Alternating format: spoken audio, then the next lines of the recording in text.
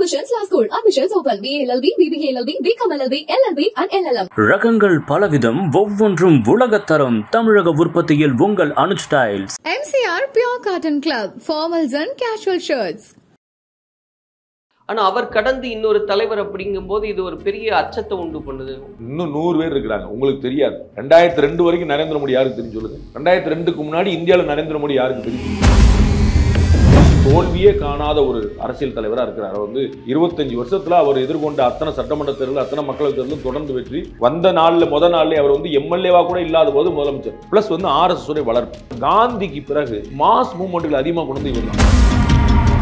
இதெல்லாம் கடந்து இன்னைக்கு அவ்வளவு பெரிய சக்தியா இன்னைக்கு மாறி நிக்கிறாருங்கும் போது இதை கடந்து இன்னொருத்தர் வர அன்னைக்கு ஆமா டெண்டுல்கர் ரெக்கார்டை ஒருத்தர் பிரேக் பண்ணுவாரு, தோனியோட ரெக்கார்டை ஒருத்தர் பிரேக் பண்ணுவாரு. இந்தியா வளங்களின் தாயகம். அண்ணாமலை 39 வயசு, அவரோட சின்ன பையன் தேஜஸ்வி சூர்யா, அவரோட சின்ன பையன் எம்எல்ஏ எம்பி, அப்படி அவ்வளவு பேரை வச்சிருக்காங்க. தேவேந்திர பட்னாவிஸ்ல இருந்து அவங்க எல்லா வயசுலையும் வச்சிருக்காங்க. 100 பேர் இருக்கிறாங்க. இன்னும் அவங்க விதைச்சிட்டு RSS அவருடைய பெரிய ஆச்சரியம் தான், விதைச்சுக்கிட்டே இருப்பாங்க. நரேந்திர மோடியோட ஆச்சரியமான தலைவர் நம்ம பார்க்க தான் போறோம். அப்ப மோடிக்கு ஒரு மாற்று இருக்கும். 100 மாற்று இருக்கிறாங்க. அவ எதுன்னு அவங்க இன்னும் செலக்ட் பண்ணல. மோடிக்கு இணையா, மோடியோட பெட்டரா 100 பேர் தமிழ்நாட்டில் இருக்காங்க, இந்தியாவில்.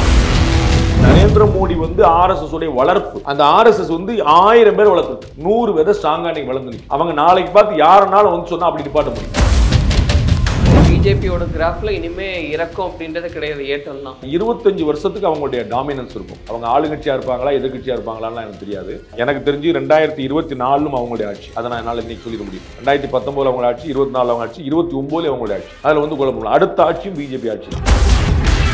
பாஜகன்னு எடுத்துக்கிட்டா கூட அவங்களுக்கு ஒரு மிகப்பெரிய உந்து சக்தியா இருக்கார் அப்படின்றதுல மாற்று கருத்து இல்லை. ஆனா அவர் கடந்து இன்னொரு தலைவர் அப்படிங்கும்போது இது ஒரு பெரிய அச்சத்தை உண்டு பண்ணுது. அப்படி இன்னும் 100 பேர் இருக்கிறாங்க, உங்களுக்கு தெரியாது. 2002 வரைக்கும் நரேந்திர மோடி யாருக்கு தெரியும் சொல்லுங்க. 2002க்கு முன்னாடி இந்தியாவில் நரேந்திர மோடி யாருக்கு தெரியும் சொல்லுங்க. 2021க்கு முன்னாடி அண்ணாமலை யாருக்கு தெரியும் சொல்லுங்க.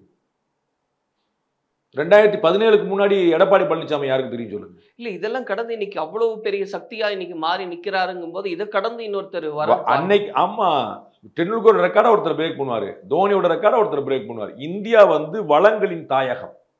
இந்தியாவில் இல்லாததே கிடையாது. 100 பேர் இருக்கிறாங்க. அண்ணாமலை 39 வயசு, அவரோட சின்ன பையன் தேஜஸ்வி சூர்யா, அவரோட சின்ன பையன் எம்எல்ஏ எம்பி, அப்படி அவ்வளவு பேரை வச்சிருக்காங்க. தேவேந்திர பட்னாவிஸ்ல இருந்து அவங்க எல்லா வயசுலையும் வச்சிருக்கிறாங்க. அவங்க வெறும் வாஜ்பாய் நம்பி கட்சி ஆரம்பிச்ச அன்னைக்கு வாஜ்பாய் இருந்தார், அதற்கு பிறகு அத்வானி இருந்தார், அதற்கு பிறகு பிரமோத் மகாஜன். 100 பேர் இருக்கிறாங்க. இன்னும் அவங்க விதைச்சிட்டு RSS அவருடைய பெரிய ஆச்சரியம் தான், விதைச்சுக்கிட்டே இருப்பாங்க. அவங்க 4 முளைக்கு நரேந்திர மோடியோட ஆச்சரியமான தலைவர் நம்ம பார்க்க தான் போறோம். அப்ப மோடிக்கு ஒரு மாற்று இருக்கும். 100 மாற்று இருக்கிறாங்க. அவ எதுன்னு அவங்க இன்னும் செலக்ட் பண்ணல. மோடிக்கு இணையா, மோடியோட பெட்டரா 100 பேர் தமிழ்நாட்டில் இருக்காங்க, இந்தியாவில் இருக்கிறாங்க. 100 பேர் இருப்பாங்க. Not less than 100. அதுல அவங்க பார்த்து ஒரு வாய்ப்பு போட்டு டெஸ்ட் பண்ணிட்டு இருப்பாங்க, யார் இருக்கான்னு பார்க்க போறாங்க. ராஜஸ்தான் முதலமைச்சர் உருவாரு, சத்தீஸ்கர் முதலமைச்சர் உருவாரு, மத்திய பிரதேச முதலமைச்சர், எல்லாம் புதிய முகங்கள். ஏகப்பட்டவர் முதல்வர் இருக்காங்க. மகாராஷ்டிராவில் துணை முதலமைச்சர் இருக்காரு பட்னாவிஸ், அவரே முதலமைச்சர் இருந்தாரு, இப்ப துணை முதலமைச்சர் இருக்காரு. எல்லா வாய்ப்புகளையும் பார்க்குறாங்க. இந்தியா முழுக்க வச்சிருக்காங்க. அவங்களுக்கு ஒரு வாய்ப்பு இல்லை, 100 வாய்ப்பு இருக்கு அவங்கள்ட்ட. அதுதான் அவங்களுக்கு நரேந்திர மோடி RSS உடைய வளர்ப்பு. அந்த RSS 1000 பேர் வளர்த்துருக்கு. 100 பேர் ஸ்ட்ராங்கா வளர்ந்து நிற்கும். அவங்க நாளைக்கு பார்த்து யாருனாலும் சொன்னா அப்படி நிப்பாட்ட முடியும். என்னை மாதிரியே ஒரு முதலமைச்சராக இருந்தவர் நீ யாருன்னு சொல்லிட்டு சிவராஜ் சிங் சௌஹான் கேட்கல. நரேந்திர மோடி 3 முறை முதலமைச்சராக தேர்ந்தெடுக்கப்பட்ட போது அதே 3 முறை மத்திய பிரதேசத்தில் முதலமைச்சராக இருந்தவர் சிவராஜ் சிங் சௌஹான். சரிங்களா? அதே 3 முறை சத்தீஸ்கர்ல முதலமைச்சராக இருந்தவர் ரமன் சிங்.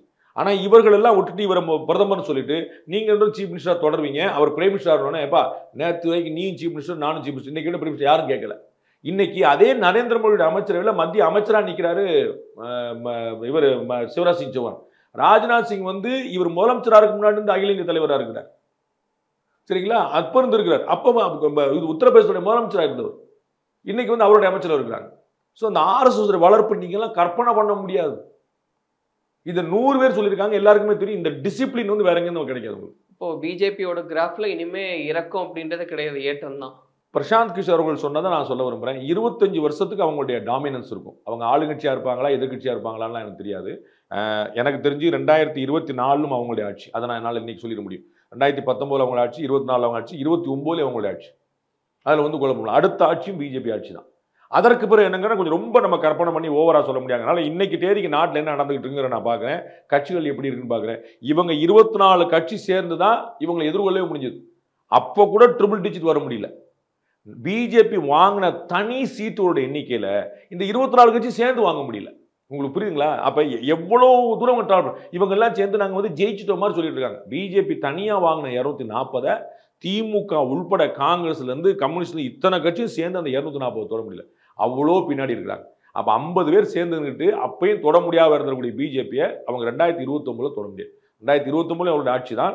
25 வருஷத்துக்கு அவங்களுடைய டாமினன்ஸ் இருக்குங்கிறது திரு பிரசாந்த் கிஷோருடைய கருத்து, என்னுடைய கருத்து தான். அவருடைய தன்னிகர் அல்லாத தன்மை அப்படின்னு எதிர்பார்க்குறீங்க சார்? மற்ற தலைவர்களை ஒப்பிடும்போது அவர் தனித்து தெரிய காரணம் என்ன? 15 பாயிண்ட் சொல்ல முடியும். அது வந்து ஒன்னொன்னுலையுமே அவர் வந்து ரொம்ப வித்தியாசமானவராக இருக்கார். ஒன்று, நாடு முழுக்க பயணித்த ஒரு தலைவர்.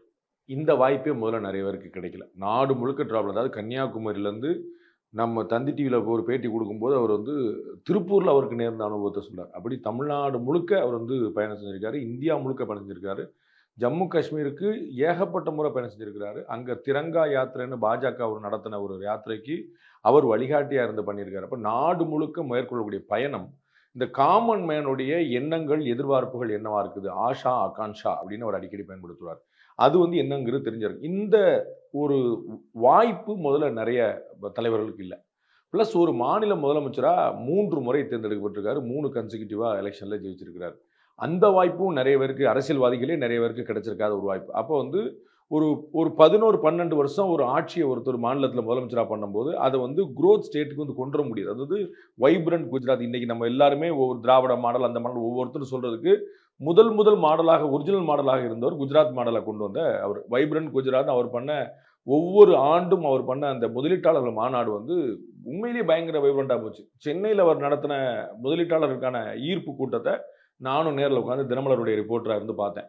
அப்போ எவ்வளோ கன்வின்சிங்காக, எவ்வளோ அட்ராக்டிவாக இருந்துச்சு அப்படிங்கிற நான் பார்த்தேன். ஒரு முதலமைச்சருடைய அந்த மாதிரியான ஒரு ஸ்பீச்சை கேட்டால் இருக்கிற காசெல்லாம் கொண்டு அங்கே முதல் போட்டுருவோம் போல, அந்த மாதிரியான ஒரு வாய்ப்பு. ஸோ 3 முறை முதலமைச்சராக இருந்தது, நாடு முழுக்க பயணம் செய்தது, அவருடைய விஷன், தொலைநோக்கு பார்வை. அவர் வந்து ஒன்றுமே இல்லாமல் பிஜேபியோட ஒரு காரியகர்த்தாவாக இருந்த போதே வீட்டில் அருண்ஜேட்லியோட அவுட் ஹவுஸில் தங்கியிருக்கிறார். அங்கே வந்து ஒரு 4-5 பழைய துணி, மொத்தமாக ஒரு 4-5 சட்டை 4-5 வேட்டி தான் அவ்வளோ, ஆனால் பக்கத்தே ஒரு லேப்டாப் இருந்தது அப்படிங்கிறத அங்கீகரிக்கிறாங்க. அப்போ வந்து அன்னையிலிருந்தே வந்து டெக்னோ சவியாக இருந்திருக்கிறாரு. உலகம் எங்கே போகுது அவர் சொல்கிறது, நான் சொல்ல லேப்டாப்ங்கிறது கம்ப்யூட்டரே பரவாத ஒரு காலத்தில் இருந்த லேப்டாப், அதாவது 80களுடைய இறுதியில் இருந்த லேப்டாப் அந்த மாதிரி. அப்போ வந்து அவருக்கு அந்த ஆரம்ப காலங்கள்லேருந்தே டெக்னாலஜியில் எவ்வளோக்குள்ள நம்ம ஈர்ப்பு எடுத்துக்க முடிகிறது. உலக நாடுகளுக்கு பூரா ஒரு பயணம். குஜராத்துடைய முதலமைச்சர் அந்த சீனாவுக்கு பண்ணது, அதற்கு முன்னாடி அமெரிக்காவுக்கு பயணம். ஸோ ஒரு சர்வதேச பார்வையும் அவருக்கு முதலே இருந்துச்சு. இப்படி எல்லா விதங்களையும் தொலைநோக்கு பார்வை, இடைவிடாத உழைப்பு. இன்னைக்கு வரைக்கும் பார்க்குறோம், நீங்கள் 74 முடிஞ்சு 75 ஆரம்பிச்சிருச்சு. இன்னைக்கு வரைக்கும் அவர்கிட்ட வந்து இடைவிடாத உழைப்பு. இன்னைக்கு பிறந்த நாள் ஒரு நாள் லீவ் விடும், யார் கேட்க போறா? ஜோ பைடன் அமெரிக்காவோட அதிபர் தன்னுடைய 4 ஆண்டு ஆட்சி காலத்தில் 40% விடுமுறை எடுத்திருக்காரு, 40% வந்து விடுமுறை எடுத்திருக்காரு. அமெரிக்க மக்களுடைய இயல்பான பார்த்தீங்கன்னா வாரத்துக்கு 4 நாள் வேலை பார்க்கறது, 3 நாளுக்கு லீவ் போகிறங்கிற மாதிரி. அந்த மாதிரி இடத்துல 7 நாள் வாரத்தில் 8 நாள் வேலை பார்க்கக்கூடியவரா நரேந்திர மோடி இருக்கார். அதுலேருந்து இன்னொரு 4 மணி நேரம். நம்ம கருணாநிதி அவர்கள்ட்ட நம்ம வந்து கடுமையான உழைப்பை பார்த்தோம், எம்ஜிஆர்ட்ட அந்த கரிஷ்மா பார்த்தோம், ஜெயலலிதா அந்த அட்மினிஸ்ட்ரேட்டிவ் குவாலிட்டி பார்த்தோம். அப்படி ஒவ்வொருத்தரையும் ஒன்று பார்க்குறோம். இவர் வந்து ஒரு மல்டி டைமென்ஷனல் பர்சனாலிட்டியாக இருக்கிறார். உழைப்பாக இருக்கட்டும், பேச்சு திறன் பாருங்க. திருமாவளவன் கொடுத்தது மட்டும்தான் சான்றிதழ். நரேந்திர மோடிக்கு தமிழ் தெரிஞ்சா அடுத்த எலெக்ஷனில் தமிழ்நாட்டில் ஆட்சியை பிடிச்சிருவாங்கன்றார். ஸோ பேச்சு, எழுத்து, திறமை, உழைப்பு, தொலைநோக்கு பார்வை, இடைவிடாத தன்மை, நாடு முழுக்க பயணம், 3 முறை முதலமைச்சராக இருந்தது, 3வது முறையாக பிரதமராக தேர்ந்தெடுக்கப்பட்டதுன்னு அவருடைய ப்ளஸ் பாயிண்ட்ஸ் வந்து சொல்லிக்கிட்டே போகலாம். அது நமக்கு நம்ம ஏதாவது மிஸ் பண்ணியிருப்போமே தவிர அவர் மிஸ் பண்ணியிருக்க மாட்டார். நீங்க குறிப்பிட்டு வியக்க காரணம் என்ன சார்? இந்த குணம் நிஜமாவே எல்லாருக்குமே அவசியமான ஒன்று தலைவர்களுக்கு. ஆமா, அது வந்து எல்லாருக்குமே பொருந்தி இருக்கிற கஷ்டம்ல. அது வந்து எல்லாருக்குமே. நாங்கள் வந்து பியூர் பாலிட்டிக்ஸில் கிளாஸ் நடத்துகிறோம். அப்போ அரசியல் தலைவர் ஆகிறது எப்படின்னு, அதில் நாங்கள் யாரெல்லாம் எப்படிலாம் இருக்கிறாங்க ரொம்ப நாங்கள் டீகோட் பண்ணி சொல்கிறோம், எப்படிலாம் பண்ணுறாங்கன்னு. அது அத்தனையுமே பொருந்தின ஒருத்தராக இருக்கிறது எவ்வளோ பெரிய வாய்ப்பு. அது சாதாரணமாக பார்க்க முடியாத விஷயம். அந்த பெரிய எக்ஸ்ட்ராடினரி குவாலிட்டி அவர்கிட்ட இருக்குது. அவர் வந்து குஜராத் முதலமைச்சராக இருந்தபோது சைனாக்கு விசிட் பண்ணபோது, சைனாவில் இந்தியாவுடைய தூதராக இருந்தவர் இப்போ இருக்கக்கூடிய வெளியுறவுத்துறை அமைச்சர் ஜெய்சங்கர், சரிங்களா? அன்னைக்கு அவர் இந்தியாவுடைய சைனா தூதராக இருக்கிறார். அப்பயே அவர் வந்து நடக்கிறது காங்கிரஸ் கவர்மெண்ட், நான் ஒரு பிஜேபி பர்சன், ஸோ எனக்கு என்னென்ன லிமிடேஷன்ஸ் இருக்குது, என்னென்ன லிமிடேஷனை மீறக்கூடாது, எனக்கு முதல்ல எனக்கு சொல்லிடுங்க அப்படின்னு அவர் கேட்டிருக்கிறார். ஸோ நான் வந்து ஃபியூச்சரில் பிரைம் மினிஸ்டர் அப்புறம் எனக்கு பயங்கரமான விஷயம் இருக்குது, நான்லாம் யார் தெரியுமில்ல அப்படின்லாம் போகாமல் இந்தியாவுடைய வரையறை என்ன, அதை நான் மீறிடக்கூடாது அப்படின்னு சொல்லி அங்கே போயிருந்துருக்காரு. இதை மாதிரியான ஒரு தன்மை, அதாவது நான் ஒரு பெரிய அப்பாட்டக்கருங்கிற மாதிரி சிந்தனை, அந்த இடத்துலையும் நம்ம வந்து ஒரு அம்பாசிடர்கிட்ட பேசுகிறோம் அப்போ அவர்கிட்ட நம்ம கேட்டு தெரிஞ்சுக்கணும். கவர்மெண்ட் ஆஃப் இந்தியாவுடைய பாலிசி வேறையா இருக்கலாம், நம்ம பாலிசி வேறையா இருக்கலாம். நம்முடைய பாலிசி அதை மீறிடக்கூடாது. இதை மாதிரியான ஒரு தன்மை வந்து கற்பனையே பண்ண முடியாது. இந்த மாதிரி 100 சொல்லுன்னு வச்சுக்கோங்களேன். ஒன்று உழைப்பில் பார்த்துக்குங்க. 24 அவர் எவ்வளோ ட்ராவல் பண்ணுறார். You won't believe. அவருடைய வெளிநாட்டு பயணங்கள்லாம் இருக்குதுல்ல, அந்த வெளிநாட்டு பயணங்களில் நான் வந்து ஃப்ளைட்டில் தூங்க மாட்டேன், ராத்திரி தூங்குறதுக்கு ஃப்ளைட்டில் தூங்க மாட்டேன் அப்படின்னு ஒரு பிரைம் மினிஸ்டர் முடிவெடுத்தாருன்னு அதற்காக ஒரு நாட்டில் இறங்கணும். இல்லை நான் ஃப்ளைட்லேயே தூங்கிக்கிறேன்னு முடிவெடுத்ததுனால எத்தனை 100 கோடி ரூபா மிச்சமாயிருக்குன்னு கணக்கு சொல்கிறாங்க. இதுக்கு முன்னாடி அங்கே போனாங்கன்னா இது வந்து 27 மணி நேரம் ட்ராவல், 24 அமெரிக்கா போகிறோம், அங்கே போகிறோம் அப்படின்னா ஆஸ்திரேலியா போகிற மாதிரி பல மணி நேரம் ட்ராவல், ஒரு நாள் முழுக்க ட்ராவல் பண்ணணும் அப்படின்னா இல்லைன்னா நான் ஃப்ளைட்லேயே தூங்கிக்கிறேன். இல்லை இது வரைக்கும் போகாத நாடுகளுக்கெல்லாம் போகிறார். நீங்கள் ஒவ்வொரு இடத்துக்கும் போகிற, நான் உக்ரைனுக்கு போனால் 40 வருஷம் கழிச்சு இப்போ தான் அவர் பிரைம் மினிஸ்டர் போகிறாரு, பாலஸ்தீனுக்கு போகிறாரு, இஸ்ரேலுக்கு போகிறாரு. அவர் போகாத நாடு ஏதாவது சூரினாம் போகிறேன்றார், எங்கெங்கேயோ போகிறார். அப்போ சர்வதேச உறவுகளாக இருக்கட்டும், இந்திய உறவுகளாக இருக்கட்டும், நம்முடைய வேல்யூ வந்து ஏற்றுறதுல எல்லாருமே இந்தியாங்கிற ஒரு வேல்யூ தாண்டி நரேந்திர மோடிங்கிற ஒரு ஆளோட கருத்து என்ன அப்படிங்கிற பார்க்குறாங்க. இப்போ இந்தியாவுக்கான வேல்யூ ஏறிட்டு இருக்கு. அதில் வந்து அதானிலேருந்து அம்பானிலேருந்து உங்களுடைய உழைப்புலேருந்து எல்லாருடைய உழைப்பும் சேர்க்கணும். அது வந்து இந்தியாவே ஒரு பிரைட் மூமெண்ட்ல மூவ் ஆகிட்டு இருக்கு. அதெல்லாம் தாண்டி நரேந்திர மோடி என்ன நினைக்கிறாரு அப்படின்னு உலக நாடுகள் பார்க்குது. அது ரஷ்யாவாக இருக்கட்டும், சைனாவாக இருக்கட்டும், அமெரிக்கா இருக்கட்டும். ரஷ்யாவுக்கு அமெரிக்கா ஆகாது, அமெரிக்காவுக்கு ரஷ்யா ஆகாது, 2 பேருக்குமே இந்தியா ஆகும். இதை மாதிரியான ஒரு பியூட்டிஃபுல்லான நிலைமையெல்லாம் வந்து இதற்கு முன்னாடி கற்பனை பண்ண முடியாது. இப்போ இதெல்லாம் தாண்டி சார், ஒருத்தருடைய இவ்வளவு ஆண்டு காலம் தொடர்ச்சியாக ஆட்சி அதிகாரத்தில் இருக்கிறதுன்றது மிகப்பெரிய சாதனை தான். ஆனா அதுல அவர் சந்தித்த சவால்கள் என்னென்ன அப்படின்னு பார்க்கலாம். 12 வருஷம் முதலமைச்சராக இருந்தது, 11 வருஷம் இப்போ பிரதமராக இருக்கிறது மட்டும் இல்லை, இன்னும் இந்த ஆட்சி காலம் முழுக்க இருக்க போறாங்க விஷயம். அது இருந்ததே ஒரு சாதனை இல்லை. அதுல ஊழல் புகாரே இல்லாமல் இருந்தால் சாதனை. முதலமைச்சராக இருந்த போது இவர் மேல ஊழல் புகார் இல்லை, பிரதமராக இருக்கும்போது ஊழல் புகார் இல்லை. ஒரு முக்கியமான விஷயம். 2வது, அவர் மேல ஊழல் புகார் இல்லை, மற்றவன் நோண்டிட்டு போயிட்டான் அப்படிங்கிற பிசினஸ் கிடையாது. அந்த ஒட்டுமொத்த அமைச்சரவை மேலேயும் ஊழல் புகார் இல்லை. அப்ப அவர் ஒழுக்கமான வந்து மற்ற மன்மோகன் சிங் அப்படி சொல்லிட்டு இருந்தார், நான் மனசாட்சி போது நீங்களும் மன்மோகன் சிங் மேல தனிப்பட்ட முறையில் குற்றத்தை, நிலக்குறையில ஊழல் நடந்த போது அவர் தான் அந்த நிலக்குறை வச்சிருந்தாருங்கிற ஒரு விமர்சனம் இருக்கு, ஒரு பார்வை.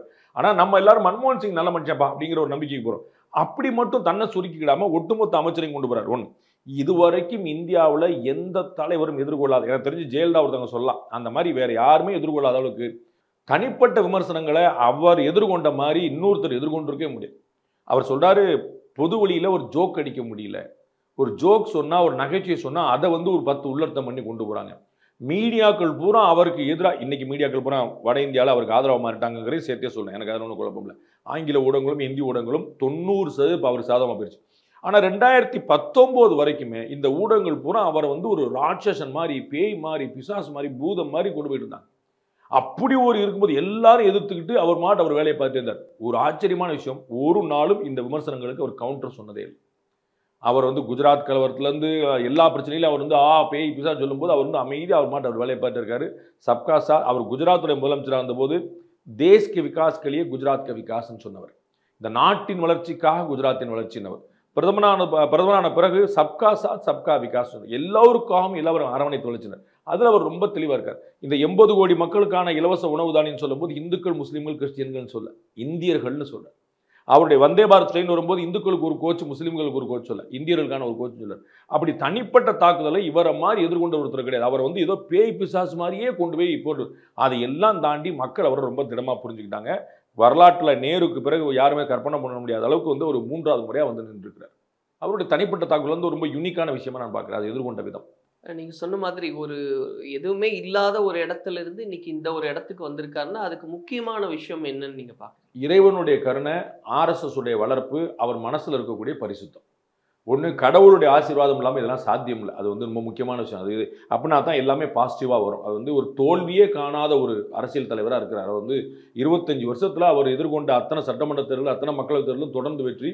வந்த நாளில் நாள்லேயே அவர் வந்து எம்எல்ஏவாக கூட இல்லாத போது முதலமைச்சர், எம்எல்ஏவாக கூட இல்லை, நேராக முதலமைச்சர், அப்புறம் தான் எம்எல்ஏ ஆகிறார். அந்த மாதிரி அதற்கு பிறகு தொடர்ந்து முதலமைச்சர், அதற்கு பிறகு ஜம்ப் அடிச்சாருன்னா தொடர்ந்து பிரதமர். இது வந்து இறைவனுடைய கருணை இல்லாமல் வேறு சாத்தியம். சரி, இறைவன் நமக்கு ஒரு வாய்ப்பு கொடுத்துட்டான்னு சொல்லிட்டு அடிச்சு தோம்சம் பண்ணி ஊழல் பண்ணுன்னு சொல்லிட்டு நிறைய பேர் இந்த மாதிரி அரசியல் தலைவர் பண்ணாங்க. நமக்கு ஒரு பெரிய வாய்ப்பு கிடைச்சிருச்சு, அடிச்சு முடிஞ்ச அளவு சுருட்டிடும். அப்படி இல்லாமல் டிட்டர்மினேஷனோட அப்படியே அவ்வளோ பரிசுத்தமாக இருக்கிறது. ப்ளஸ் வந்து RSS உடைய வளர்ப்பு, அவள் வந்து எளிமை தான் நம்முடைய அடிப்படை. நம்ம வந்து சிம்பிளாக இருக்கணும், எந்த பக்கம் போகக்கூடாது, இந்த மாதிரி நான் அபிலாஷைக்கெல்லாம் ஈடாகக்கூடாது, நம்ம சேவை செய்யறதுக்கு அவர் ஒன்று கீழேருந்து தட்டி தட்டி வளர்த்து கொண்டு வந்தது. ப்ளஸ் நிறைய சாதுக்கள் சன்னியாசிகளோட ஆசீர்வாதம், அதை வந்து இவர் தேடி தேடி போய் வாங்கியிருக்காரு. எல்லா துறவிகள்ட்டையும் ஜெயின் துறவிகிட்டேருந்து இந்து மத துறவிகிட்டேருந்து ராமகிருஷ்ண மடத்துலேருந்து எல்லா துறவிலும் போய் அவங்க ஒவ்வொருத்தருடைய ஆசீர்வாதம் வாங்கி நிற்கிறார். அப்போ அவங்க எல்லாரும் ஆசீர்வாதம் வந்து நிற்கும். அப்போ எவ்வளவுதான் பிளெஸ்ஸிங்ஸ் இருந்தாலும் நம்ம மனசுல ஒரு சலனம் வந்துருச்சுன்னா நம்ம கெட்டு போயிடும். அந்த சலனமே இல்லாமல் இது எல்லாம் நான் ஆள்றதுக்கான ராஜ்யமா அப்படின்லாம் இல்லாமல் வேர்ல்டுலேயே மோஸ்ட் த்ரெட்டன்ட் லீடர் நம்ம பார்க்குறோம். டொனால்ட் ட்ரம்ப்புக்கு 2 முறை கொல்ல பார்த்துட்டாங்க. அதை மாதிரி 100 முறை கொல்ல பார்த்த ஒரு மனிதர் வந்து நரேந்திர மோடி. 100 முறை, ஒரு முறை இல்லை, ஒவ்வொரு முறையும் உளவுத்துறையும் நம்முடைய ராவும் நம்முடைய இன்டெலிஜென்ஸும் நம்முடைய ஐபியும் நம்முடைய மத்திய பாதுகாப்படையிலும் அங்கங்களுடைய மாநில பாதுகாப்படையும் அவ்வளோ தூரம் பண்ணிருக்காங்க. இவங்க எல்லாருடைய டார்கெட்டும் நரேந்திர மோடியை தான் இருந்திருக்கு. உலகத்தில் பெஞ்சமின் நெத்தன்யாவுக்கோ ஜோ பைடனுக்கோ டொனால்ட் ட்ரம்ப்புக்கு கூட இவ்வளோ மிரட்டு இருக்காது. அவ்வளோ வச்சு உலகத்தில் நீங்கள் வந்து ஏதாவது ஒரு சர்வதேச பயங்கரவாத அமைப்புகிட்ட வந்து உங்களுடைய ஃபர்ஸ்ட் டார்கெட் யாருன்னா நீங்கள் நரேந்திர மோடி சொல்லுவாங்க. அப்படி இருந்தும் அச்சமற்ற தன்மை. முதல்ல அவர் வந்து சுதந்திர தின கொடியேற்ற போறார் 2014 முதல்ல. அது வரைக்கும் போன 2013 வரைக்கும் மன்மோகன் சிங் வந்து கண்ணாடி கூண்டுல இருந்து ஏத்திட்டு இருந்தார். துப்பாக்கி கூண்டு துளைக்காத சுதந்திர தினத்தை கூண்டுக்குள்ள இருந்து சொன்னா என்னங்க அர்த்தங்கிற ஒரு சின்ன கேள்வி பிரைம் மினிஸ்டர் கேட்கிறார். இல்லைங்க, பாதுகாப்புக்கு பயங்கர அச்சுறுத்தல், எப்படிலாம் அடிச்சுறாங்க, அப்ப நீங்களாம் எதுக்கு இருக்கீங்கன்னு ஒரு கேள்வி கேட்கிறார். புரியுங்களா? நான் செத்தா சாவறேன், நான் பாக்குறேன், ஆனா நீ எதுக்கு இருக்கிற? அப்ப நான் நடந்து வருவேன். 1.5 கிலோமீட்டர் நடந்து போய் நின்று குண்டு துளைக்காத காரு, குண்டு துளைக்காத கண்ணாடி, அப்படி பூப்புல இறங்கி போனா அது சுதந்திர தினமா? நான் கார்ல வர்றேன், இறங்கி நடக்கிறேன், ஏறி நான் போறேன், கண்ணாடி கூண்டு இல்லாம நான் பேசுறேன். இன்னைக்கு வரைக்கும் சாத்தியமாச்சு. 11 வருஷங்கள் முடிஞ்சு போச்சு. அப்ப இதெல்லாம் தான் விஷன் அப்படி சொல்றோம். நம்ம விஷன் சொல்ல தொலைநோக்கு பார்வைங்கிறது காமெடி இல்லை. அப்ப ஒவ்வொரு தனி மனிதனுடைய வாழ்க்கையில வளர்ச்சி, ஒவ்வொருத்தருடைய லைஃப்ல ஒரு சேஞ்ச். இந்தியாவில் இதுவரைக்கும் அது உலக நாடுகள் கற்பனை பண்ண முடியாத ஸ்டார்ட் அப் நிறுவனங்கள். ஒவ்வொரு இளைஞனும் வேலையை படிச்சு முடிச்சுட்டு வந்தோடனே எனக்கு ஒரு 10,000 வேலை கிடைக்குமான்னு போகாம நான் 10,000 சம்பளம் கொடுக்குற வேலை நிறுவனம் துவங்குறேன் அப்படின்றான். ஒரு கம்பெனி ஆரம்பிக்கிறேன். இந்த எண்ணத்தை விதைச்சவர் அவர். அன்னைக்கு இவங்க எல்லாருமே கேள்வி பண்ணாங்க. ஒரு சமோசா கடை வைக்கணும்னு சொல்லி சொன்னோட சமோசா விற்க சொல்றாங்க. சமோசா தொழில் துவங்குங்கிறத அவர் சொல்றாரு. இன்னைக்கு உலகம் பூரா தமிழ் இந்தியா பார்க்குது, இந்தியா பூரா வந்து தொழில் துவங்கிட்டு. அப்போ உலகத்துக்கு வந்து முன்னுதாரணமான ஒரு நாடா இந்தியா இருக்குது. அது தொழில் தூங்குறது. இது இவருடைய இன்ஸ்பிரேஷன் தான். Make in India, made in India, start up இந்தியான்னு ஒவ்வொன்றுக்கும் வந்து இந்தியாவில் என்னென்னலாம் கொண்டு வந்து சோலாருக்கு இப்போ கொண்டு வந்திருக்கிறாரு. ஐயோ, எப்படி ஸ்பிரிச்சுவலாகவும் இதுவும் எப்படி லிங்க் பண்றாரு பாருங்க. ராமர் வந்து சூரிய வம்சத்தை சேர்ந்தவர், சரிங்களா? அவர் வந்து ரகுகுல வம்சம், சூரிய வம்சம். சோலார் நகரமா நான் அயோத்தியா மாத்துவேன்றார். அவர் 2 பர்பஸ். ஒன்று, உங்களுக்கு ஸ்பிரிச்சுவலா வந்து அயோத்திக்கு வந்து ராமருக்கு சூரிய வம்சத்துக்கு கொடுத்த மாதிரி ஆயிப்போச்சு. அந்த ஊர்ல வந்து எனர்ஜி சேவ் பண்ண மாதிரி ஆயிப்போச்சு. அதை மாதிரி 11 மாநில நகரங்கள் சொல்றாரு. அப்புறம் இந்தியா முழுக்க கொண்டு போன்றார். வீடுகளில் வந்து 300 யூனிட் வரைக்கும் வச்சுக்கோங்க. நீங்க வந்து சோலார் சூரிய கார் அப்படின்னு சொல்றாரு. வீட்டில் சோலார் வச்சுக்கோங்கன்றார். உங்களுக்கு எவ்வளோ வேணுமோ அதை எடுத்துக்கோங்க, மிச்சம் தான் நீங்க பக்கத்து வீட்டு கொடுங்க, சேல்ஸ் கொடுங்கன்றார். இது மாதிரி ஒவ்வொரு வீட்லேயும் ஒரு மாஸ் மூமெண்ட். காந்திக்கு பிறகு மாஸ் மூமெண்ட்டுகள் அதிகமாக கொண்டு வந்து இவர் தான். கேட்கறது ரொம்ப காமெடியா இருக்கும். ஒரேடியா நீ காந்தி மாதிரிலாம் சொல்றீங்க அப்படின்னு சொல்லிட்டு. ஆனா காந்தி வந்து நான் வாங்கி தரேன்னு கிளம்பல. சுதந்திரங்கிறது நீ வாங்க வேண்டிய விஷயம்னு சொன்னார். அது மாதிரி இவர் ஸ்வச் பாரத்ல அவர் வந்து பெருக்கிட்டு போல. ஸ்வச் பாரத்ல என்ன அர்த்தம்? நீங்க பெருக்குன்னு அர்த்தம், நீங்க சுத்தமாச்சுன்னு அர்த்தம். அப்ப ஸ்வச் பாரத்ல இருந்து சோலார் கார், சூரிய கார் வரைக்கும் எல்லாத்தையும் மாஸ் மூவ்மெண்டா மாத்தார். அப்ப பொதுமக்கள் வெகுமக்கள் பங்களிக்கக்கூடிய திட்டமா இருந்தா தான் அது வெற்றி பெறும்னார். அதை காந்திக்கு பிறகு மாஸ் இம்ப்ளிமெண்ட் பண்ணவர் தான். அதனால தான் இந்த டைரக்ட் பெனிஃபிட் டிரான்ஸ்ஃபர் ஸ்கீம்ல வந்து நேரடியாக வங்கி கணக்கில் பணம் செலுத்த முடியும். இது ஆக்சுவலாக காங்கிரஸ் கட்சி கொண்டு வந்த ஸ்கீம். டைரெக்டாக வங்கி கணக்கில் காசு வர்றது வந்து காங்கிரஸ் கட்சி உருவாக்குறது கேம் சேஞ்சர்னு சிதம்பரம் பேட்டி கொடுக்குறாரு. ராஜஸ்தான் முதல்ல ட்ரை பண்ணாங்க, ஆனால் ஃபெயிலியர் ஆயிடுச்சு. அதே ஸ்கீம் எடுத்து சக்ஸஸ் பண்ணி காட்டினார். ஒவ்வொரு வீட்டுக்கும் பேங்க் அக்கௌண்ட், ஒவ்வொரு பேருக்கும் பேங்க் அக்கௌண்ட்.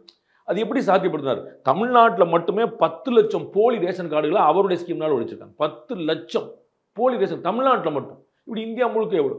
அப்போ ஒன்னொன்னையும் வந்து டெக்னாலஜியை முழுக்க யூஸ் பண்ணி அதை கடைசி வரைக்கும் இப்போ திட்டத்தை ஆரம்பிக்கிறோம் எல்லாம் முடிச்சுருவாங்க. இவர் திட்டத்தை முடிக்கிற வரைக்கும் விடுறதே இல்லை. இவர் ஆரம்பிச்சு ஃபிளாப் ஆன ஒரு ஸ்கீம் சொல்லுங்க. அது ஒன்று ஆரம்பிச்சார்ல, கேட்க நாதிலாம் போயிடுச்சு பாருங்க. அவர் விடவே மாட்டார். ஸ்கீம் ஆரம்பிக்கும் போதே அதோட லாஜிக்கல் எண்ட் என்னங்கிற வரைக்கும் பார்க்குறேன். அந்த டெட்டர்மினேஷன் அவருடைய மிகப்பெரிய விஷயம். இறைவனுடைய ஆசீர்வாதம், பெருமக்களுடைய ஆசீர்வாதம், இவருடைய பரிசுத்தம், அரசுடைய வளர்ப்பு, கடுமையான உழைப்பு, ரொம்ப ஸ்ட்ராங்கா நிற்கிறேன். இன்று உலகின் தவிர்க்க முடியாத மிகப்பெரிய தலைவராக மோடி அவர்கள் இருக்கிறது ஒவ்வொரு இந்தியருக்குமே பெருமையான ஒரு விஷயம்.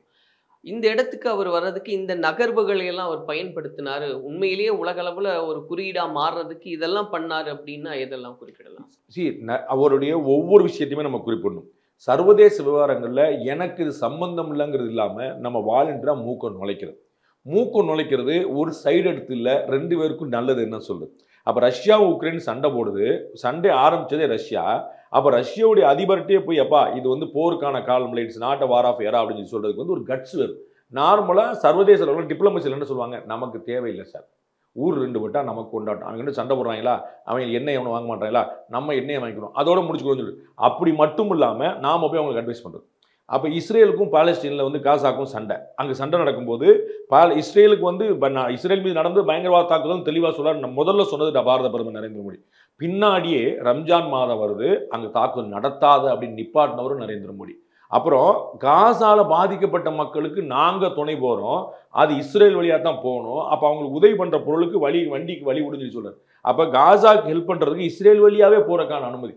இப்படி உலகத்துல எங்க போனாலும் நம்ம வந்து ஏமன் நாட்டில் நம்முடைய ஆட்கள் இருந்ததா இருக்கட்டும், நம்ம வந்து நம்முடைய இலங்கை மீனவர்கள் நம்முடைய தமிழக மீனவர்கள் வந்து இலங்கையில் வந்து தூக்கு தண்டனைக்கு உள்ளானதா இருக்கட்டும், ஆப்கானிஸ்தான்ல நம்முடைய ஃபாதர் வந்து கைது செய்யப்பட்டதா இருக்கட்டும், இப்படி உலக நாட்டில் எங்க போனாலும் இவருக்கு ஒரு சேவை வந்துருச்சு. என்னன்னா இவர் சொன்னா செஞ்சிருவாருங்கிற எண்ணம். இவர் சும்மா வந்து பேரம் பேசிட்டு காசு வேணுமா இது வேணுமா தயவுசெய்து மன்னிச்சு விடுங்கிறாள். இவர் லீடர், ரியல் லீடர் அப்படிங்கிறக்கான ஒரு அடையாளம். அப்போ இவர் வந்து ஒரு டெட்டர்மைன்டு பர்சன். ஒரு விஷயத்தை நினைச்சாருன்னா முடிக்காம விட மாட்டார். சர்வதேச பார்வையோட நான் ஏற்கனவே சொன்ன மாதிரி அவர் சின்ன வயசுலேருந்தே இருக்கிறார். அது வந்து முதலமைச்சரான பிறகோ பிரதமரான பிறகோ இல்லை. அமெரிக்காவில் அவர் வந்து வெள்ளை மாளிகை முன்னாடி அவர் எடுத்துக்கிட்ட ஃபோட்டோ நம்ம கண்ணால் பார்க்கலாம். அது வந்து ஏன் நம்ம வந்து அமெரிக்காவில் போனால் ஊர் சுத்தணும்னு பார்ப்போம், ஏன் வெள்ளை மாளிகை போகிறார்? அவர் எது இந்த அட்மினிஸ்ட்ரேட்டிவ் ஹெட் குவார்ட்டர்ஸாக இருக்கோ அங்கே பார்க்குறாரு. அப்போ இந்த வெள்ளை மாளிகை எப்படி உலகத்துக்கெல்லாம் ஒரு தலைமை மாளிகை இருக்குதுன்னு பார்க்குறாரு. அப்போ நம்ம ஊர் எப்படி மாறுதுன்னு யோசிக்கணும். அந்த மாதிரி அவருடைய பார்வை ஊர் சுற்றுறதுக்கு போகிறதா இல்லாமல், டூர் போகிறதா இல்லாமல் எப்படி ஒரு ஆளுமை திறனை கொண்டு வரணும்னு பார்க்குறாரு. சிங்கப்பூருடைய பிரீமியர் லீ குவான் யூவோட அவ்வளோ பெரிய மரியாதை வச்சிருந்தார். அவருடைய இறப்புக்கு வந்து இவர் இங்கேருந்து நேரடியாக போகிறார். அப்போ போப் ஆண்டவர் வந்து கட்டி தழுவி அரவணைக்கு 2 முறை சந்திச்சிருக்கிறாங்க. எனக்கு இப்போ நாட் ராங், 2 முறையும் போப்பாண்டவர் வந்து இன்னொரு கிறிஸ்தவ நாட்டு லீடரை கூட இப்படி கட்டி பிடிச்சிருக்க மாட்டார். அப்படி கட்டி அணைச்சு உள்ளன் போட அரவணைச்சு பண்றாங்க. அவர் வந்து நீங்க வாட்டிகன் வாங்கன்றாங்க, ஒரு இந்தியாவுக்கு வாங்கன்னா அப்படியே. அப்ப நம்ம எல்லாம் ஒரு மதவாதி மாதிரி சொல்லிட்டு இருக்கும்போது இவர் வந்து சர்வதேச தலைவர்கள் எப்படி, அதுவும் அரபு நாட்டு தலைவர்கள்ட்ட இவருடைய மரியாதை வந்து நீங்க கற்பனையே பண்ண முடியாது. அந்த நாட்டுடைய உயரிய விருதுகளை பூரா அவங்களுக்கு கொடுக்குறாங்க. இந்தியாவிலேயே ஒரு பிரதமர் வெளிநாட்டு உயரிய விருதுகளை வாங்கின அதிகமான விருதுகள் வாங்கின இவர் தான். இவர் வந்து ஆன்டி முஸ்லீம்னு சொல்றோம், ஆன்டி கிறிஸ்டியன் சொல்றோம், ஆன்டி மைனாரிட்டின்னு சொல்றோம். அந்த நாடுகள் தான் பூரா இவருக்கு செஞ்சிருக்கு. அரபு நாடுகள்லேருந்து கிறிஸ்துவ நாடுகள்லேருந்து போப்பான்ற நான் உதாரணமாக சொன்னேன். அப்போ இவர் வந்து எல்லா தருணங்களையும் பயன்படுத்திக்கிறார். முக்கியமான விஷயம் எப்படி இவர் வந்து வெற்றி பெற்று போறாருன்னா எல்லா சந்தர்ப்பத்தையும் பயன்படுத்திக்கிறார். He is not missing any chance. இன்னும் சொல்ல போனால் ஹி இஸ் கிரியேட்டிங் சான்ஸ். இன்னமும் 4 சந்தர்ப்பங்களை ஏற்படுத்துகிறார். அதை வச்சு நம்ம எப்படி ரிலேஷன்ஷிப் வளர்க்க முடியும், அதை எப்படி நம்ம வளர முடியும். அது ஒரு கோவிட்ல வந்து ஒரு பெரும் பிரச்சனை வந்துச்சு, உலக நாடுகள் கூட தவிச்சது. அப்போ நம்ம நாட்டுக்கு வந்து நம்ம தடுப்பூசி கொண்டு வந்தோம். நம்ம நாட்டுக்கு நம்ம மக்களே 150 கோடி பேர் இருக்கான், இங்கே போடணும்னா இருக்கலாம், இங்கேயும் கொடுத்துட்டு உலக நாடுகளும் சப்போர்ட் பண்ணும். அப்போ உலக நாடுகள் வந்து எந்த ஒரு நாட்டுக்கும் நம்ம ஃபுல்லாக கொடுத்துடல, சரிங்களா. நம்ம ஒரு நாட்டுக்கு அவங்களுடைய எல்லா மொத்த தடுப்பூசி தேவையை நம்ம நிறைவேற்றல. ஆனால் எவ்வளோ முடியுமோ கொடுத்துட்டே இருந்தோம், எவ்வளோ நாட்டுக்கு முடியுமோ கொடுத்துட்டே இருந்தோம். அப்போ அதை கிரிக்கெட் பிளேயர்ஸ்லேருந்து லாராலேருந்து நிறைய பிளேயர்ஸ் வந்து அதை நன்றியோட நினைவு கூறாங்க. எங்கள் வெஸ்ட் இண்டீஸ் கொடுத்தாரு, அங்கே கொடுத்தாரு, இங்கே கொடுத்தாரு. அது எப்படி நினைவு கூறாங்கன்னா இவருக்கு வந்து அந்த கன்சர்னே நம்ம இந்தியா குஜராத் மட்டும் இல்லாமல் ஒட்டுமொத்த உலகம் வசுதெய்வ குடும்பம் யாதும் ஊரே யாவரும் கிளிர் நம்ம சொன்ன விஷயத்த அவங்க வசுதெய்வ குடும்பம் நம்ம சான்ஸ்கிரிட்ல சொல்றாங்க. அதை உண்மையிலே இருந்தார். ஒன் வேர்ல்டு ஒன் ஃபேமிலின்ற இப்போ G20 மாநாடு நடத்தின போது இந்த ஸ்லோகன் எடுக்கிறார், ஒன் வேர்ல்டு ஒன் ஃபேமிலி. உலக நாடுகள் பூரா ஒரு குடும்பம் அப்படி கொண்டு வர. அப்ப இந்த பார்வை அவருக்கு உள்ளுக்குள்ளேயே இருக்குது. இது வசுதெய்வ குடும்பம் நமக்கு சான்ஸ்கிரிட்ல நமக்கு வேதத்துல சொன்ன விஷயம். அதையும் அவர் ஸ்பிரிச்சுவலாவும் ஸ்ட்ராங்கா இருக்காரு, ஸ்பிரிட்லயும் ஸ்ட்ராங்கா இருக்காரு. அந்த ரெண்டுக்குமான பேலன்சிங் அவர் பண்றாரு. அதனால அவரால் இவ்வளவு பெரிய உயரம் தொட முடியும். இப்போ அவர் குறித்து பேசும்போது இவ்வளோ விஷயங்கள் நீங்க சொல்றீங்க சார். அதே சமயத்துல வந்து அவர் ஓய்வில்லாம உழைக்கிறாரு, ஒரு நாள் கூட விடுப்பு எடுக்காம உழைக்கிறாரு அப்படின்லாம் சொல்லும்போது கொஞ்சம் எக்ஸாசரேட் பண்றோமோ? ஒருவேளை அவர் மேல இருக்கிற அன்பின் காரணமா? இல்லை, நம்ம யோசிப்போம் அவர் வந்து எப்படி செயல்படுறான்னு பார்ப்போம். ஒரு கம்மியாக தான் உழைக்கிறாராங்கிற நம்ம பார்ப்போம். நம்ம வந்து மற்ற தலைவர்கள் என்ன பண்ணுறாங்க, இவர் என்ன பண்ணுறாங்கிற பார்ப்போம். இவர் வந்து வெளிநாட்டு சுற்றுலாவில் எங்கேயாவது கூலிங் கிளாஸ் போயிட்டு எங்கிட்ட வந்து ஆடி பாடி நம்ம ஏதாவது நம்ம பார்த்துருக்கோமா? நம்ம இல்லை வந்து ஒரு நாளாவது ஒரு ஆக்டிவாக இல்லாமல் பார்த்துருக்கோமா? நம்ம பேசிட்டு தருணத்தில் ஒரு ஒடிசாவில் உட்காந்துருக்கிறார், நேற்று குஜராத்தில் உட்காந்துருந்தார். அதற்கு முன்னாடி அது நம்ம முந்தானத்தை நம்ம ஊரில் வந்து தூத்துக்குடியில் இருக்கக்கூடிய துறைமுகத்தை எக்ஸ்பேண்ட் பண்ணுறதுக்கு காணொலி வாயிலாக கலந்துக்கிட்டார். இந்தியா முழுக்க அவர் பிரச்சார நேரத்தில் மட்டுமே கலந்து. பிரச்சார நேரத்தில் பார்த்தீங்கன்னா 90 நாளில் வந்து 300 கூட்டம் போவார்.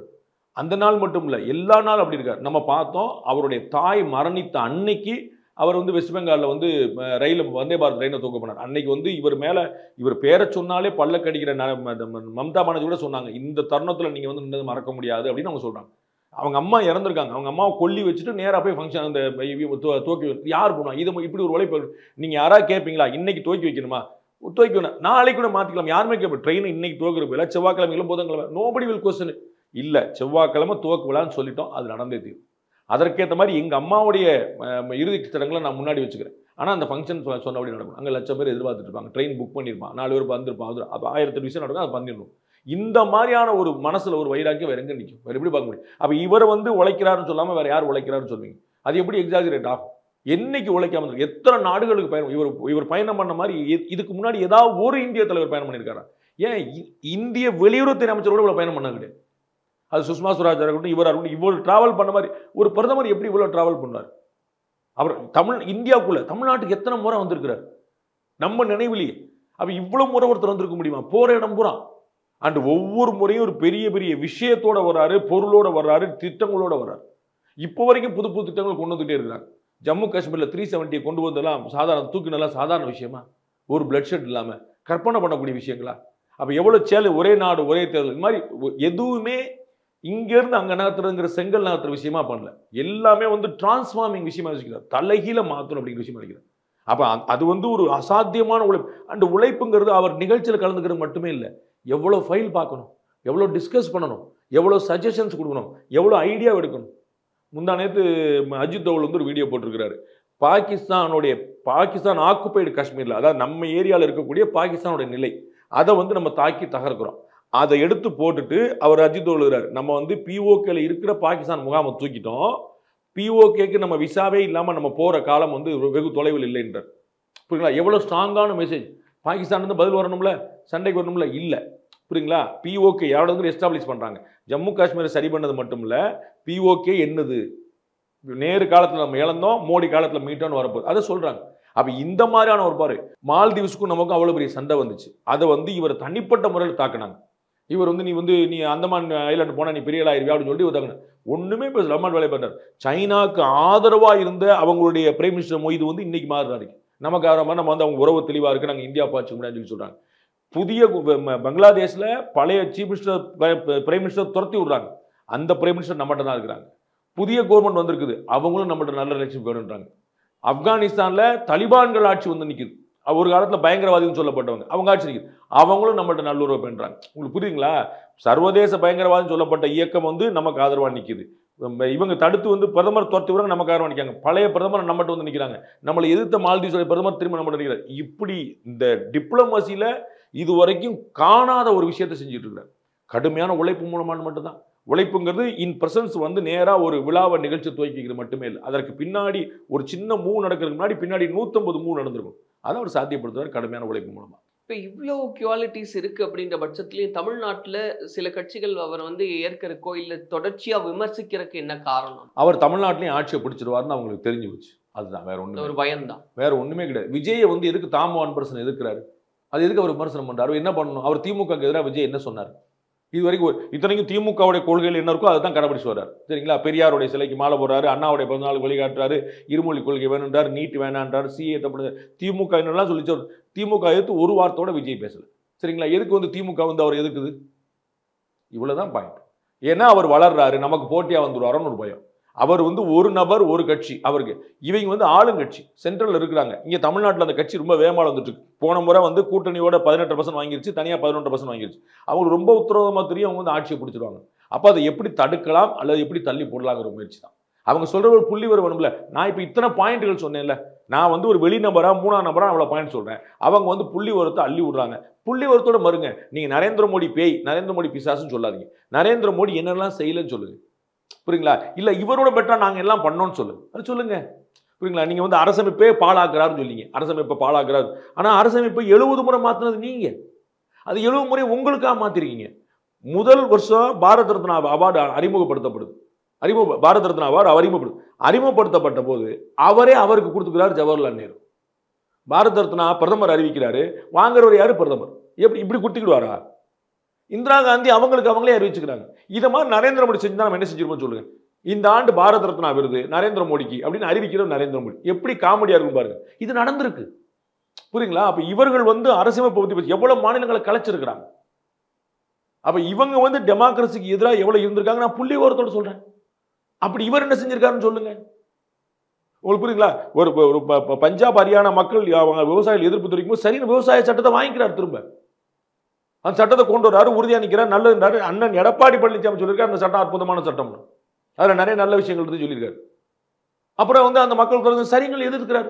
திரும்பி எடுத்துக்கிறாரு. அப்ப மக்களுடைய குரலையும் கேட்கிறாரு. அப்ப இவங்க சொல்றது வந்து வெறும் பிம்பம்.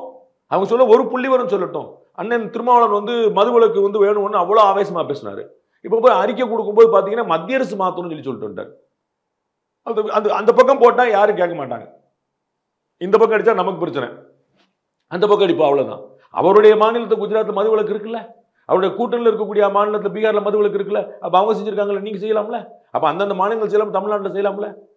அப்ப நரேந்திர மோடியை திட்டினா கேட்கறதுக்கு ஆள் கிடையாது, அதனால திட்டும். ஆனா நரேந்திர மோடியை தாண்டி வளர்ந்துட்டே ஒவ்வொரு இந்தியன் ஒவ்வொரு தமிழனுடைய வீட்டுக்குள்ளேயும் பூந்துட்டார். பெரிய சேஞ்ச் நம்ம எதிர்பார்க்க சேஞ்ச் நடந்திருக்கு. 40 வயசு கீழே உள்ள இளைஞர்கள் அந்த பக்கம் வர்றாங்க. இவர் வந்து வளர்ச்சிக்கான வாய்ப்பை கொடுக்குறாரு. இங்க வந்து நமக்கு ஸ்பேஸ் கிடைக்குது, செய்யறதுக்கு வேலை இருக்குது, நாம இந்த பக்கம் வந்து நினைக்கிறேன். அது இவங்களுக்குலாம் அரசியல்வாதிகளுக்கு வந்து பெரிய கெட்டிக்காரங்க. அவங்க நல்லவங்களா கெட்டவங்களாங்கிற விமர்சனம் விட்டுருங்க. அரசியல்வாதிகள் பயங்கர கெட்டிக்காரங்க. அவங்க எது ஸ்மெல் பண்றாங்க, இந்த பிஜேபிக்கு பயங்கரமான வளர்ச்சி இருக்குன்னு. அதனால தடுக்கிறதுக்காக பேய் பிசாசு பூச்சான்னு சொல்லுவாங்க. ஏதாவது புள்ளி உரங்களை சொல்லுங்க, வேற ஒண்ணுமே வேண்டாம். நரேந்திர மோடி ஆட்சியோட 10 ஆண்டு வரைய வீழ்ச்சி என்ன இருக்கு, இப்படி என்ன தப்புட்டாங்க. IMF சொல்லுது, வேர்ல்டு பேங்க் சொல்லுது, உலக நாடுகள் பாக்குறாங்க எவ்வளவு பெரிய வளர்ச்சி. 7.5% வளர்ச்சி ஓடிட்டு இருக்கு. சிங்கப்பூர்ல போய் நம்முடைய Shaktikant Das reserve bank governor சொல்றாரு 7% சொல்லியிருக்காங்க, நாங்க 7.5 போவோம் இருக்கு. அப்படிப்பட்ட வளர்ச்சி எப்படி சாத்தியமாகும்? உலக நாடு எங்க? சைனாவை முந்தி நம்முடைய வேகல இருக்கு வளர்ச்சி வரும். அப்ப பிராக்டிகலா யோசிங்க, நம்பர்ஸ்ல பேசுங்க. யாரா இருக்காங்களா சொல்லுங்க. Vinayaka Missions Law School. Admissions open. BA LLB, BBA LLB, BCom LLB, LLB and LLM. ரகங்கள் பலவிதம், ஒவ்வொன்றும் உலகத்தரம். தமிழக உற்பத்தியில் உங்கள் Anuj tiles. MCR Pure Cotton Club. Formals and casual shirts.